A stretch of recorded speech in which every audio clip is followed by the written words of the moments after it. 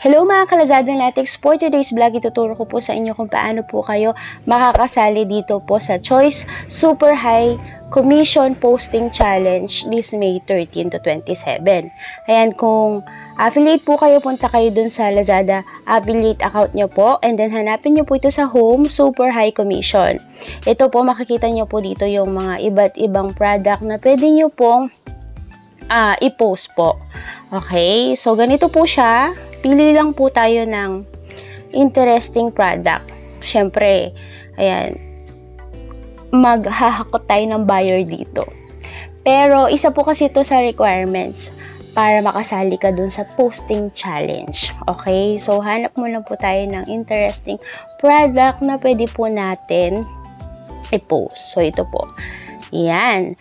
And, yan. Click nyo lang po yung earn. And then, dito, save. Click save. Para masave po siya dun sa gallery nyo.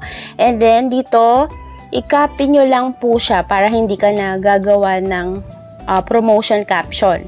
And then, punta ka dun sa iyong social media, kagaya po niyan. Dito ako sa page ko. And then, i-click ko yun. Yan. And then, nilalagay ko siya dito. Maganda dito is, i-edit mo na lang yung caption niya. Okay? Usually, ako naglalagay ako ng album. Then, lalagyan ko siya ng cart. Sa side, edit ko lang siya. Yun. Then, copy ko. And then, paste ko siya. Yun. Usually, dalawa yung link na inaano ko para mas kitang-kita po siya. So, ganun po yung aking technique. So, yan. Ayan na po yung mga nakaraan ko. By the way, mga kalazada, the more posts, the more chances of winning. So, yan mga kalazada. Ayan na siya. So, make sure nakita yung picture and then yung affiliate link mo. Okay? And then, i-screenshot mo lang po siya. Yan. Once na na-screenshot mo siya, punta ka doon sa yan, doon sa may link, ilalagay ko na lang po doon sa aking description box para madali nyo po siyang makiklik. Yan, kung hindi po kayo kasali doon sa ating Viber. So, yan.